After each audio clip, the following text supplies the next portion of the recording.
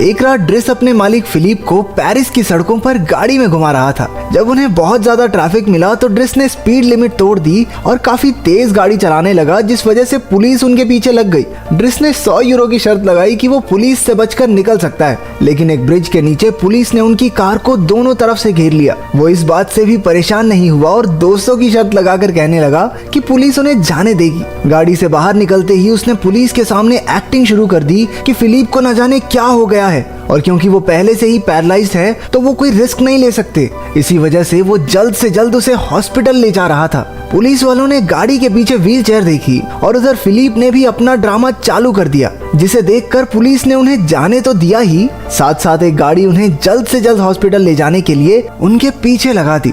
लेकिन पुलिस वालों के जाते ही हॉस्पिटल स्टाफ के पहुंचने से पहले वो गाड़ी भगाकर जल्दी से वहां से निकल गए। शर्त जीतने की खुशी में ड्रिस ने पार्टी सॉन्ग्स लगाकर फिलिप के साथ सिगरेट के कुछ कश लगाए। इन दोनों की इस गहरी दोस्ती की शुरुआत कुछ महीने पहले हुई थी। फिलिप और उसकी मैनेजर मैगेलाई उसके लिए नए केयरटेकर के इंटरव्यूज ले रहे थे, लेकिन अभी तक कोई भी कैंडिडेट उन्हें पसंद नहीं आया था। उसी वक्त वहां ड्रिस आ पहुंचा, जिसे इंटरव्यू की कोई चिंता थी ही नहीं। उसे तो बस कुछ पेपर साइन करवाने थे कि वो लोग उसे नौकरी नहीं दे सकते, ताकि वो आराम से बेरोजगारी स्कीम का फायदा उठा सके।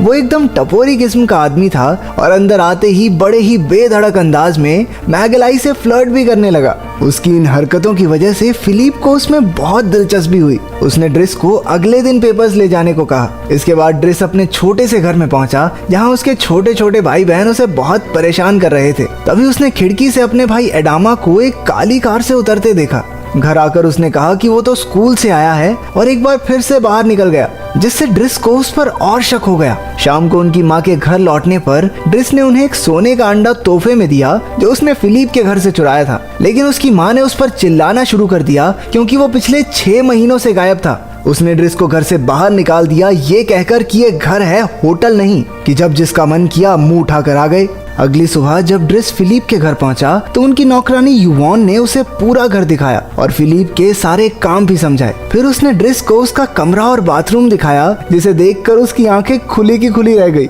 तभी उसे फिलिप ने बुलाकर पेपर्स दे दिए और 1 महीना ट्रायल नौकरी का ऑफर दिया। ड्रिस मान गया, लेकिन फिलिप ने शर्त लगाई कि वो 2 हफ्ते भी नहीं टिक पाएगा। अपने कमरे में सामान रखकर ड्रिस ने फिलिप का ख्याल रखने के सारे जरूरी काम सीखे। नहाने से लेकर उसके कपड़े बदलने तक के सारे काम उसे ही करने थे। यहाँ तक कि टॉयलेट जाने के बाद उसका पिछवाड़ा भी ड्रिस को ही साफ करना होगा। उसने बहुत सी शिकायतें की, लेकिन आखिरकार नौकरी एक्सेप्ट कर ली। रात को डिनर करते हुए उसे फिलिप की बेटी एलिसा और उसका बॉयफ्रेंड मिले, जो कुछ निजी समय बिताने के लिए खाली जगह ढूंढ रहे थे। लेकिन ड्रिस ने दोनों को बाहर भगा दिया।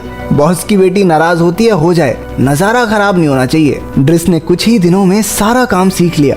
वो फिलिप के लिए आई चिट्ठियों को भी उसे पढ़कर सुनाता था, लेकिन कुछ चिट्ठियां ऐसी थी जिन्हें उसे खोलने की इजाजत नहीं थी। इतने काम के बावजूद भी ड्रिस मजे में रहता था। मौका मिलते ही वो मैगेलाई से फ्लर्ट जरूर करता। एक सुबह ड्रिस ने फिलिप को कार में घुमाने ले जाना था, लेकिन उसने फिलिप को किसी सामान की तरह पीछे नहीं रखा, बल्कि एक स्पोर्ट्स कार में अपने साथ बैठा लिया। शुरुआत में तो फिलिप को भी ये सही नहीं लगा, लेकिन बाद में वो भी एक्साइटेड हो गया। जब वो बाहर निकले तो एक आदमी ने उनके दरवाजे पर गाड़ी लगा रखी थी। ड्रिस ने बिना वक्त गवाए उस आदमी को कॉलर से पकड़ा और घर के बाहर लगा नो पार्किंग का बोर्ड दिखाया। फिलिप भी उसके इस काम से खूब इम्प्रेस हुआ। फिर दोनों एक म्यूजियम में पहुंचे, जहां फिलिप एक पेंटिंग खरीदने वाला था, लेकिन ड्रिस ने कहा, अंकल सठिया गए क्या? माना अंधा पैसा है, लेकिन ऐसे थोड़ी लुटाना है। खाली कैनवस पे लाल पेंट के छींटे को कौन खरीदता है भाई? इसके बाद फिलिप अपने एक रिश्तेदार से मिला, जिसने उसे बताया कि ड्रिस सही आदमी नहीं है और वो तो एक बार जेल भी जा चुका है। लेकिन फिलिप को इसकी परवाह नहीं थी। उसे ड्रिस पसंद था क्योंकि वो बाकी लोगों की तरह उस पर तरस नहीं खाता था। वो उसे हमेशा एक आम इंसान की तरह ट्रीट करता और मन लगाए रखता था। बाद में रात के समय युवॉन ने ड्रिस को बताया कि जिन चिट्ठियों को वो खोल नहीं सकता, असल में वो एलेनोर नाम की एक औरत की हैं, जिससे फिलिप चिट्ठियां लिखकर बातें करता है, लेकिन वो आज तक एक दूसरे से मिले नहीं। रात के समय जब वो सोने की कोशिश कर रहा था तो उसे फिलिप के बेबी मॉनिटर से आवाजें आने लगी। उसे सांस लेने में तकलीफ हो रही थी। ड्रिस चाहकर भी उसे नजरअंदाज नहीं कर पाया और उसके कमरे में जाकर उसे शांत किया। उसने फिलिप का चेहरा गीले कपड़े से साफ किया और आखिरकार वो सो गया। लेकिन कुछ ही देर में उसकी सांस फिर से अटकने लगी। इस बार ड्रिस ने बिना हिचकिचाए उसे व्हील चेयर पर बैठाया और उसे कंबल उठाकर नदी किनारे सैर कराने ले गया। न जाने कितने समय बाद फिलिप रात के समय पेरिस की सड़कों पर आया था। उसने ड्रिस से कहा कि कभी कभी दवाइयों से ज्यादा माहौल दर्द घटाने में कामयाब होता है। जब दर्द एक बार फिर से शुरू हुआ तो ड्रिस ने उसे अपने साथ माल फूकने को कहा। पहले तो फिलिप थोड़ा झिझक रहा था, लेकिन माल फूकने के बाद उसे भी काफी हल्का महसूस हुआ। इसके बाद दोनों ने एक रेस्टोरेंट में मजे से खाना खाया। थोड़ा सेंटी होकर फिलिप ने ड्रिस को अपनी जिंदगी की पूरी कहानी बताई। उसकी पत्नी और वो स्कूल के समय से एक दूसरे को चाहते थे और उनकी शादी के बाद बदकिस्मती से उनके 5 मिसकैरेज हुए, जिसके बाद उन्होंने एलिसा को अडॉप्ट करने का फैसला लिया। फिलिप को तेज रफ्तार के एडवेंचर स्पोर्ट्स का बहुत शौक था और एक दिन पैराग्लाइडिंग करते हुए एक हादसा हो गया, जिसकी वजह से उसकी ये हालत है। उसी हादसे में उसने अपनी पत्नी को भी खो दिया। तभी फिलिप को याद आया कि ड्रिस का 1 महीना पूरा हो चुका है और अब उसकी नौकरी पक्की। लेकिन सबसे पहले उसे वो सोने का अंडा फिलिप को लौटाना होगा, क्योंकि वो उसकी पत्नी ने उसे तोहफे में दिया था। अगले दिन ड्रिस अपनी बहन मीना से मिला और उसे वो अंडा ढूंढने को कहा। बातचीत के दौरान ड्रिस को पता चला कि पुलिस काफी समय से उनके घर के चक्कर लगा रही है। वो समझ गया था कि अडामा जरूर किसी मुसीबत में है, तो वो जल्दी से उससे मिलने गया। असल में अडामा के पास से 30 ग्राम ड्रग्स पकड़े गए थे। ड्रिस उसे अपने साथ ले जाना चाहता था, लेकिन वो एक बार फिर से उस काली गाड़ी में चढ़ गया। ड्रिस हताश होकर वहां से चला गया। बाद में वो फिलिप के साथ बैठकर एलेनोर के लिए एक चिट्ठी लिखवा रहा था। उसे हैरानी हुई कि अब तक दोनों ने एक दूसरे की तस्वीर तक नहीं देखी। उसने चिट्ठियों में से एलेनोर का नंबर निकाला और उसकी सीधी बात फिलिप से करवा दी। इसके बाद तो दोनों दिन रात फोन पर बातें करते रहते। इसके बाद उन्होंने फिलिप की एक तस्वीर पसंद करके एलेनोर को भेजी। बाद में जब ड्रिस पेंटिंग कर रहा था तो एलिसा उससे सिगरेट मांगने आई और उसकी पेंटिंग का मजाक बनाने लगी। ड्रिस ने गुस्सा होकर उसे कमरे से बाहर निकाल दिया। उधर फिलिप चिट्ठी में से तस्वीर बदलकर अपनी पैरालाइज होने से पहले की तस्वीर लगवा रहा था। वो सोच रहा था कि व्हीलचेयर को देखकर एलेनोर कहीं उससे बात करना ना छोड़ दे। तभी ड्रिस एलिसा की शिकायत करने पहुंचा तो फिलिप को बहुत हैरानी हुई कि वो पेंटिंग भी कर लेता है। जैसे जैसे दिन बीतते गए उनकी दोस्ती और गहरी होती गई। ड्रिस उसे बर्फ से खेलने ले जाता और सुबह की सैर भी दोनों साथ ही किया करते। ड्रिस ने अपनी पहली पेंटिंग पूरी करके मैगलाई को दिखाई, जो उसे देखकर हल्का फुल्का इम्प्रेस भी हो गई। लेकिन जब वो उसे किस करने के लिए आगे बढ़ा तो उसने ड्रिस के मुंह पर जोरदार चांटा दिया।